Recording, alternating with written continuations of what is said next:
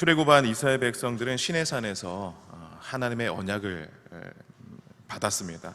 하나님과 그렇게 언약을 맺었던 그 이스라엘 백성들이 그 광야 땅을 걸어가면서 하나님께서 명령하신 그 땅, 가나안 땅을 향해서 그렇게 나아가는데, 그렇게 아브라함과 맺었던 그 하나님이 지금 다시 이스라엘 백성들을 부르시고 새 출발을 위한 언약을 맺으시는데, 그런데 이스라엘 백성들이 그 시내산에서 금송아지 우상을 만들고 섬깁니다. 그래서 그 언약이 그들의 일방적인 외도로 인해서 파괴되는 상황을 나타나게 되는 것이죠. 모세가 시내산에서 내려오다가 그 장면을 목격합니다. 그리고는 자신의 손에 들려있던 그 십계명이 적힌 그 돌판을 던져서 깨뜨리죠. 하나님께서는 또 어떤 말씀을 이스라엘 백성들에게 하시냐 하면, 너희는 목이 곧은 백성이라 내가 너희를 진멸하고 모세를 통하여 큰 나라를 세우겠다라고 말씀을 하실 정도였습니다.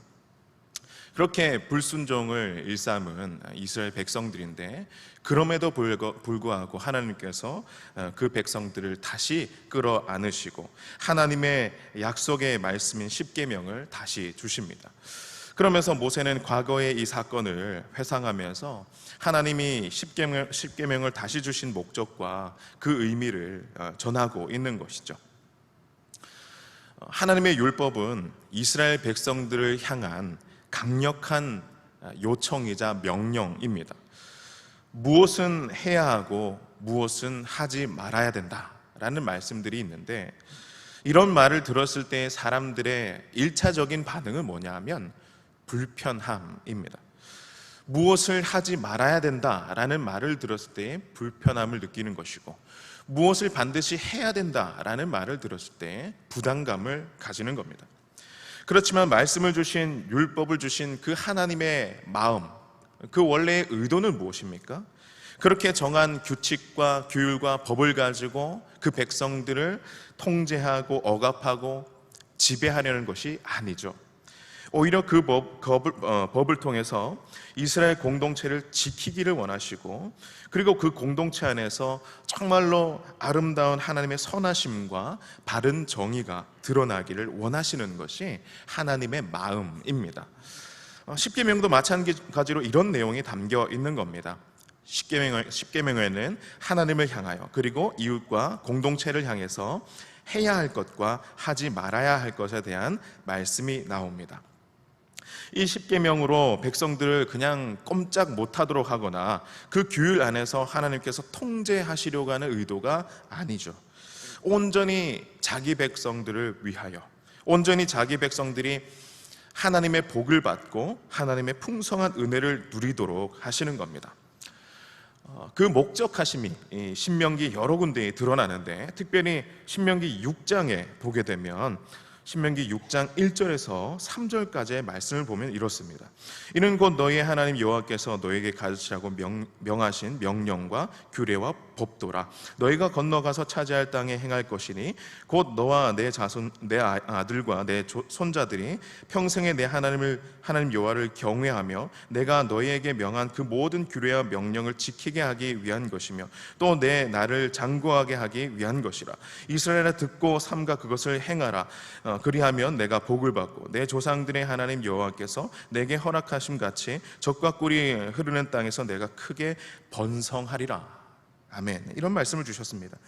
하나님이 명령과 규례와 법도를 주셨는데, 그것을 그들이 차지할 땅 가나안 땅에서 행해야 된다라고 말씀을 합니다. 왜 그렇습니까? 이것을 행하는 것이 너와 내 자녀와 후손들이 복을 받는 비결이다 하는 것을 말씀하시는 겁니다. 하나님을 경외하고 하나님 말씀을 잘 듣고 순종하여서 하나님을 잘 섬겨 나가는 것, 그것이 이스라엘 백성들에게, 하나님 백성들에게 참된 복된 삶이다라는 것입니다. 이러한 목적을 분명하게 말씀하고 계시는 겁니다.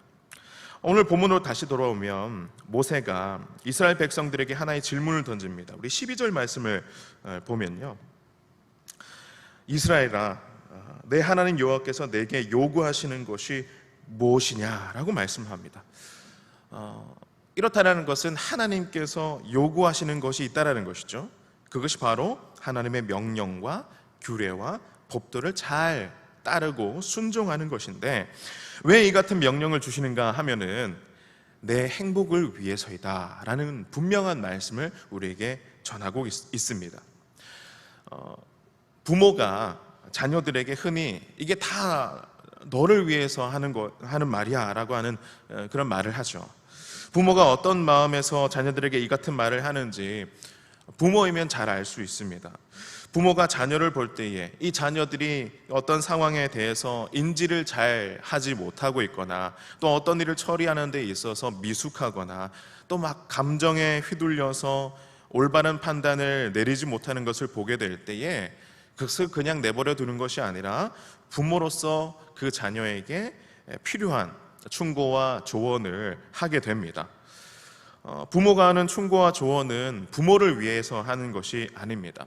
온전히 그 자녀가 잘 되라는 차원에서 아무런 사심 없이 그 같은 충고와 조언을 하게 되는 것이죠. 그러나 부모가 이러한 충고와 조언을 한다고 해서 자녀들이 다 잘 듣는 것이 아닙니다. 물론 부모의 조언을 받아들이고 순종하는 자녀들 있습니다만은 그 모든 조언을 거부하고 듣지 않는 자녀들이 있습니다. 그러면 이렇게 부모가 아무 사심 없이 욕심 없이 정말 자녀들을 위해서 그렇게 조언을 하고 있는데 왜 듣지 않는 자녀가 있고 또 듣는 자녀가 있는가? 왜 다른 반응이 나오는가? 그것은 자녀가 자기 부모를 어떤 부모로 알고 있는가 하는 부분에서 달라지는 것입니다. 부모와 자녀의 관계, 신뢰적인 관계가 이루어지지 않았고 서로에 대해서 오해하고 있다면 부모가 자녀에게 아무리 필요한 조언을 하더라도 자녀는 그 조언에 대해서 신뢰를 가지지 않습니다. 그리고는 자기 마음대로 하는 것이죠. 그러나 지금은 부모와 의견이 달라서 이렇게 부딪히지만 그래도 우리 부모님은 신뢰할 분이고 신뢰할 만한 분이고 누구보다도 나를 사랑하시고 또 지금까지 부모님께서 내게 해주신 것을 보면 내가 정말 필요한 것에 대해서 세밀하게 이렇게 살펴주신 분이지라고 하는 그러한 마음을 갖게 된다면 그 자녀들이 귀를 열고 듣게 되어 있는 겁니다. 모세가 지금 이스라엘 백성들에게 하는 이야기가 바로 이겁니다. 너의 행복을 위하여 라고 말씀하시는 하나님이 너희에게 지금까지 어떤 하나님이셨냐? 라고 하는 질문을 던지고 있습니다. 이스라엘 백성들에게 하나님은 어떤 하나님이셨습니까? 하나님은 조상들과 맺었던 그 언약을 잊지 아니하시고 다시 찾아오셔서 그 이스라엘 자손들을 택하시고 그리고 구원하시고 그들과 함께 해주신 하나님이십니다. 이스라엘 백성들이 뭔가 잘나서 그런 게 아닙니다. 그 은혜를 받을 만한 자격이 있어서가 아닙니다. 뛰어난 것이 없고 사랑할 만한 것이 없고 자랑할 만한 것이 없는데 인간적인 생각으로 한다면 수도 많고 강인하고 지니고 있는 능력이 탁월한 그런 나라를 택해야 맞지 않나라는 생각을 하지만 하나님은 그러시지 않았습니다. 부족하고 연약하고 사랑할 만한 것이 없어 보이는 그런 나라를 택하셔서 하나님의 구원의 역사를 이루어 나가신다는 거죠.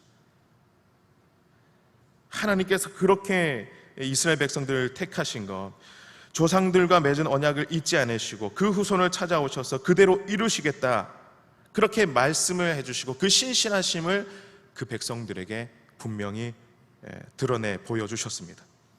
신실하신 하나님이 이 이스라엘 백성들에게 찾아오신 겁니다. 그리고 그 백성들을 위하여 모든 것을 다 이루셨습니다.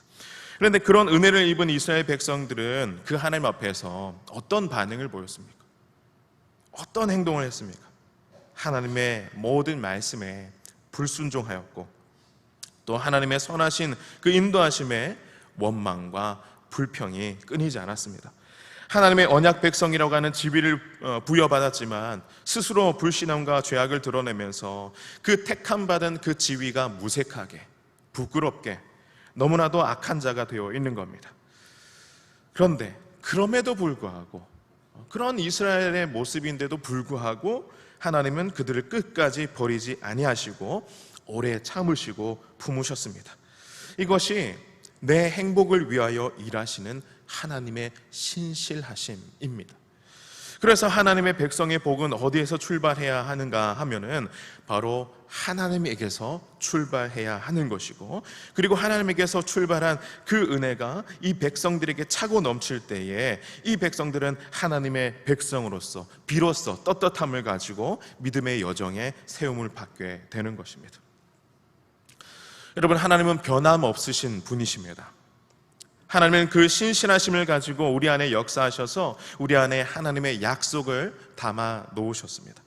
너희를 복되게 하리라, 반드시 그렇게 하리라 하는 것, 그 복된 말씀이 성경의 인물들에게 뿐만 아니라 우리에게도 분명히 주셨습니다.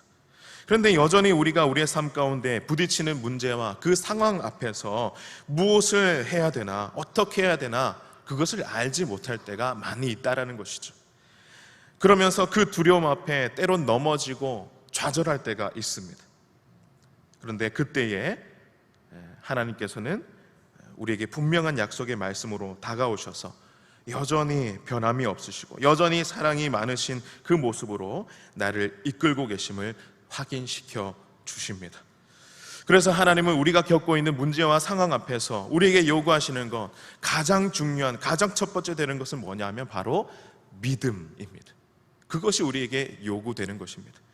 믿음으로 이 어려움들이 해결될 것이라는 기대와 소망을 가지고 믿음으로, 예 주님, 주님이 그러시면 그렇게 하시는 대로 내가 나아가겠습니다 라고 하는 그 믿음의 응답과 선포와 발걸음을 우리에게 요구하신다라는 사실입니다. 열왕기상 18장에 보면 엘리야 선지자가 그 바알 선지자들과 함께 이 갈멜산에서 대결을 펼치는 그런 장면이 나옵니다. 이스라엘을 다스리는 아합 왕은 강력한 통치권을 잘 발휘해서 나라는 참 부강하게 잘 만들었습니다. 그러나 바알 제사장의 딸 이세벨을 아내로 맞이하게 되면서 이제 바알을 섬기게 되는데 어느 시대보다도 타락을 해서 하나님을 버리고 우상을 섬기는 자리에 자신만 거기에 들어가 있는 게 아니라 온 나라 백성들을 거기에 다 몰아 넣은 것입니다. 갈멜산 위에 모인 이스라엘 백성들에게 엘리야 선지자가 이렇게 말씀을 하죠.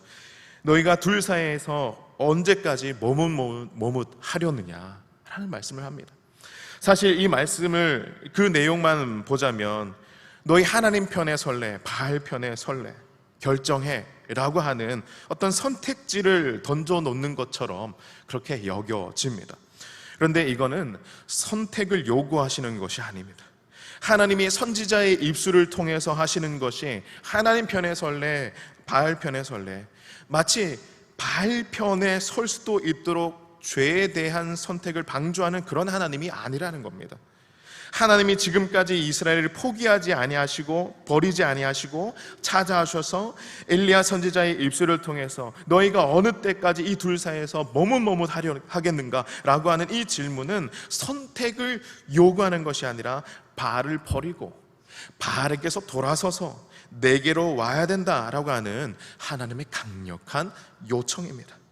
하나님이 사랑하는 백성들에게 자기의 심정을 다 토해놓고 말씀해 주고 계시는 것이죠. 이런 장면들, 여러분, 하나님이 이 정말 열렬한 마음을 가지고 백성들에게 그렇게 말씀하시는 그 장면들을 우리가 이 성경 곳곳에서 보게 되면서 우리는 이 하나님에 대해서 무엇을 느낄 수 있습니까? 정말 하나님은 신실하시다, 정말 하나님은 우리를 향해서 열심히 일하신다 하는 것을 깨닫게 됩니다. 하나님 백성은 이 하나님 편에 있어야, 이 하나님으로 인하여 살아야 자신들이 복을 받게 된다는 것을 깨닫는 겁니다. 하나님의 말씀으로만 행복할 수 있다는 것을 확인할 수 있게 되어지는 겁니다. 이스라엘 백성들은 가나안 땅에 들어가기 전에 바로 이 문제가 결정되어야 했습니다. 이스라엘 백성들이 우리가 가나안 땅에 들어가서 해야 될 것이 무엇인가, 우리가 풍요롭게 살기 위해서 농사를 잘 지어야 할 어떤 그런 고민을 하고 가축을 어떻게 하면 잘 기를 수 있을까, 그 방법을 모색하고 만일을 대비해서 군인을 양성하고 좋은 무기를 만들어 둬야 된다. 하나님은 그게 아니라고 말씀하시는 거죠. 이스라엘 백성들이 준비되어야 되는 것은 그런 것이 아니라고 말씀하는 겁니다. 그거 하라고 가나안 땅에 들여보내는 것이 아니라고 말씀을 하십니다. 그러면 이스라엘 백성들이 무엇을 해야 하는가 하면은 하나님으로 인하여 사는 것이 무엇인지를 보여주는 삶이 되어야 된다라는 것을 분명하게 말씀하고 가르치고 계신 겁니다. 하나님의 땅에, 하나님이 통치하시는 그 땅에 들어가서 하나님의 백성이 하나님으로 인하여 살아가는 삶이 복되다 하는 것을 자신들의 삶을 통해서 이 세상 가운데 드러내고 증명하는 그러한 삶을 살아야 된다는 겁니다. 세상은 끊임없이 말합니다. 힘이 있어야 된다, 능력이 있어야 된다, 무기가 있어야 된다, 그래야 이기고 그래야 살 수 있다, 그래야 많이 가지고 살 수 있다라고 이야기를 합니다. 그러나 하나님은 하나님의 백성들에게 그렇게 살라고 말씀하시는 것이 아니죠. 세상의 것으로 만족하고 세상의 것으로 이겨내고 세상의 것으로 돌파해 나가라고 말씀하시는 것이 아니고, 하나님의 백성은 어떻게 살아야 되냐면 하나님께서 주시는 것으로, 하나님이 인도해 주시는 그 인도하심으로, 하나님 주신 그 말씀을 붙들고 살아갈 때에 이스라엘 백성들은 비로소 복을 받고 행복할 수 있다는 것을, 그 모든 것을 세상 앞에 증명하며 드러낼 수 있다는 것을 하나님께서 말씀하고 계시는 거죠. 그것이 이스라엘 백성들의 책임이고, 그 주어진 책임이 하나님께서 그들을 택하여 부르신 목적이라는 겁니다. 그러면 여기서 사람들이 고민하는 거죠. 그 고민하는 것이 뭐냐 하면 바로 먹고 사는 문제입니다. 그래서 하나님이 그 백성들에게 답을 주십니다. 신명기 11장 13절에서 15절 말씀을 우리가 한번 보면요, 내가 오늘 너에게 명하는 내 명령을 너희가 만일 청종하고 너희의 하나님 여호와를 사랑하여 마음을 다하고 뜻을 다하여 섬기면 여호와께서 너희 땅에 이른 비 늦은 비를 적당한 때에 내리시리니 너희가 곡식과 포도주와 기름을 얻을 것이요 또 가축을 위하여 들에 풀이 나게 하시리니 내가 먹고 배부를 것이라. 아멘. 이런 말씀을 주십니다. 그러니까 먹고 사는 것 염려하지 마라 하시는 말씀이죠. 이른 비와 늦은 비를 적당히 내려주실 것이고 포도주와 기름을 풍성하게 얻을 것이고 너희가 가축들에게 먹일 풀이 그 들판에 풍성하게 자라게 할 것이니 염려하지 마라, 염려하지 마라. 바로 그 말씀을 해주고 계십니다. 여러분, 이것이 얼마나 행복한 일입니까? 우리에게 하시는 말씀인데 얼마나 행복한 일입니까? 하나님께서 책임지시겠다라고 하셨기 때문에 하나님 백성은 그저 하나님을 바라보면서 그 주신 것이 내 삶에 채워질 때에 그 은혜를 누리고 이른 비와 늦은 비의 그 적절함에 감탄하면서 주님을 찬양하고 그리고 주님 앞에 감사를 올려드리는 것, 그것만 하면 되는 것입니다. 이 얼마나 행복한 일입니까? 여러분, 하나님께서 이 땅을 살아가고 있는 우리를 바라보시면서 동일하게 요구하시는 것들이 있습니다. 그런데 그 요구들이 우리가 느끼기에는 참 무겁게 느껴지는 거죠. 참 버겁게 부담스럽게 느껴질 때가 참 많이 있습니다.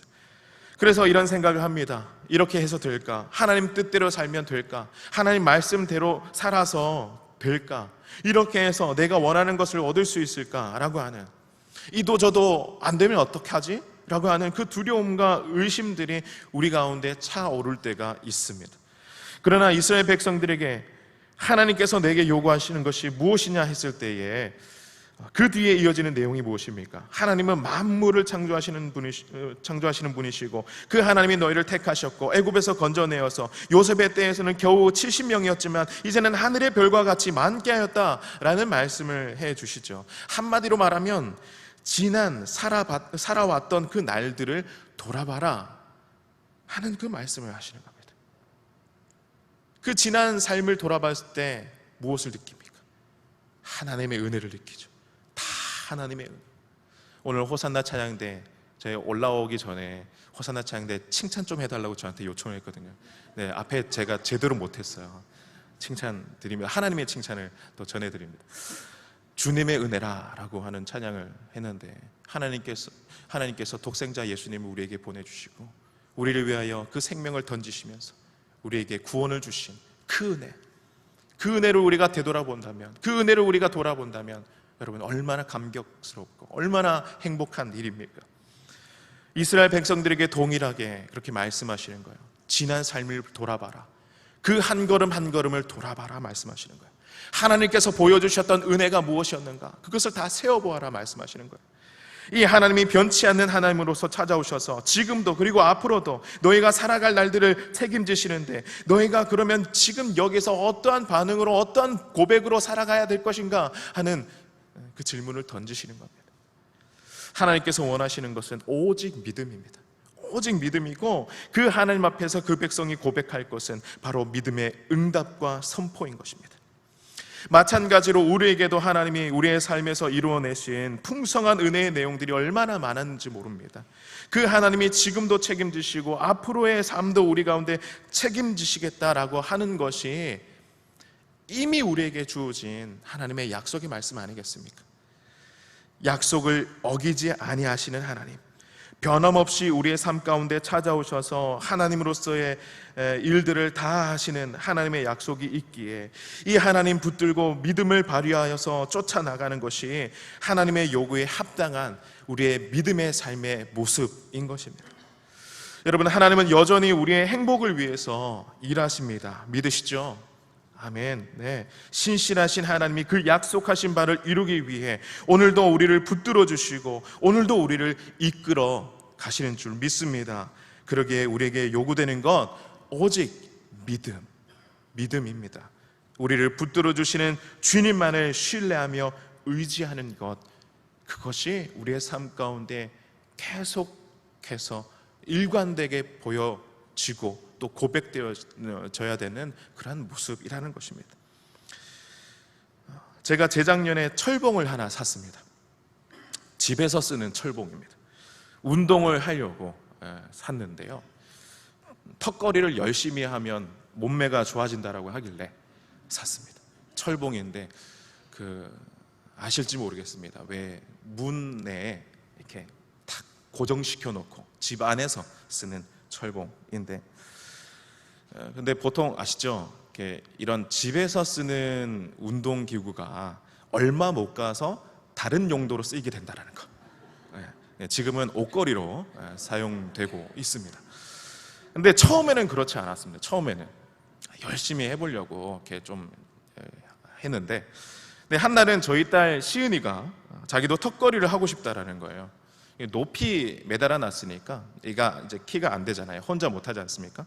그래서 제가 번쩍 들어가지고 이제 봉 잡으라고 이렇게 하니까 시은이가 봉을 잡습니다. 봉을 잡고 어떻게 하냐면 운동 하는 거야.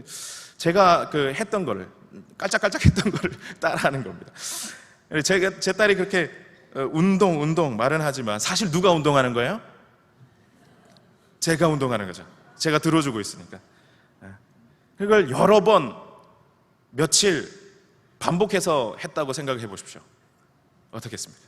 그래서 그때부터 시은아, 이건 옷걸이야. 그런데 그렇게 제 딸을 붙잡고 운동 하면서 그 순간에 깨달은 거, 하나님이 바로 이렇게 나를 붙잡고 계시는구나 하는 것을 깨닫습니다. 이렇게 나를 위하여 일하고 계시는구나. 내가 하나님의 자녀로서 그의 백성으로, 그 자부심으로, 그 떳떳함으로 그렇게 살도록 하시는데, 그렇게 기회를 열어 가시는데, 그게 내가 잘나서도 아니고 그저 신실하신 하나님 믿고 의지하고 나를 붙들어 주시는 주님, 그 손을 의지할 뿐인데, 하나님은 내가 스스로 할 수 없는 일들을 하게 하시고, 하나님의 손에 붙들리면 어떤 일을 경험하게 되는지, 그 하나님의 능력이 무엇인지 알게 하시고 보게 하시고 경험케 하시더라는 겁니다. 더 나아가서 본문에 나오는 것처럼 고아와 과부와 나그네를 사랑하는 것, 누군가를 사랑하는 일도, 이 땅에 정의를 세워나가는 일도 하나님이 우리를 붙들어 주셔야 가능하다라는 것을 말씀하고 계시는 겁니다. 그러니 우리는 이 땅에서 이 하나님을 의지하고 살아갈 수밖에 없는 것입니다. 여러분, 우리가 살아오면서 경험한 것들이 많이 있습니다. 내가 세상의 것들을 붙들어서 내가 소원하고 소망하는 문제들을 풀어보려고 했는데 풀리지 않았을 때가 너무나 많았습니다. 그러면 내 손에 쥔 것이 없는데 무엇으로 풀 수 있는가? 하나님이 주시는 것으로 풀 수 있는 것이죠. 하나님이 주시는 것으로만 풀 수 있다는 것을 하나님께서 분명히 우리에게 가르쳐주고 계십니다. 나로 하여금 하나님만을 신뢰하고 의존할 수밖에 없는 존재로 만들어 가셔서 보지 못했던 것을 보게 하시고 경험할 수 없었던 것을 경험케 하십니다. 그리고 이러한 경험이 일회성으로 끝나는 것이 아니라 우리의 삶 가운데 끊임없이 일어나도록 만들어 가시는 것이죠. 그렇기 때문에 하나님께서 끊임없이 요구하시는 것은 우리의 믿음인 겁니다. 하나님을 향한 담대한 믿음입니다. 우리의 모든 삶, 우리의 앞으로의 미래를 온전히 다 맡겨드릴 수 있는 담대한 믿음을 요구하시는 겁니다. 그럼 신명기 33장 29절에 하나님께서 우리에게 주시는 아주 힘이 되는 말씀을 우리가 볼 수 있습니다. 우리 이 말씀을 다 같이 함께 읽었으면 좋겠습니다. 시작. 이스라엘이여, 너는 행복한 사람이로다. 여호와의 구원을 너같이 얻은 백성이 누구냐?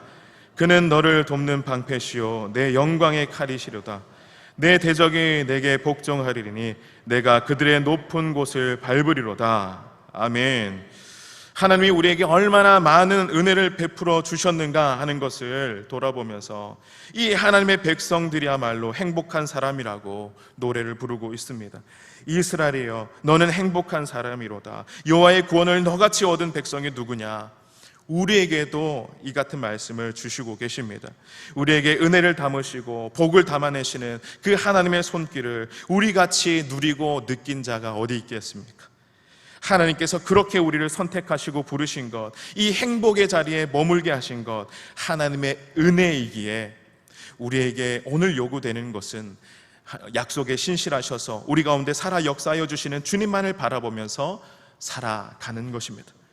비록 여전히 우리의 인생의 그 여정 앞에 커다란 벽들이 쌓여져 있고 끝이 보이지 않는 어두운 터널에 내가 갇혀 있는 것 같고 그 깊이를 알 수 없는 거센 파도가 있지만 그 무서운 바다 위에 내가 떠 있는 것 같은 그런 느낌을 받지만, 그러나 하나님의 일하심은 그 벽을 허무실 것이고 끝이 없는 것 같은 터널 가운데 빛을 보여주시고 그 깊이를 알 수 없는 거센 파도가 치는 그 바다 위에 나를 세워주신다라는 이 믿음으로 여러분 담대하게 나아가시기를 소망합니다.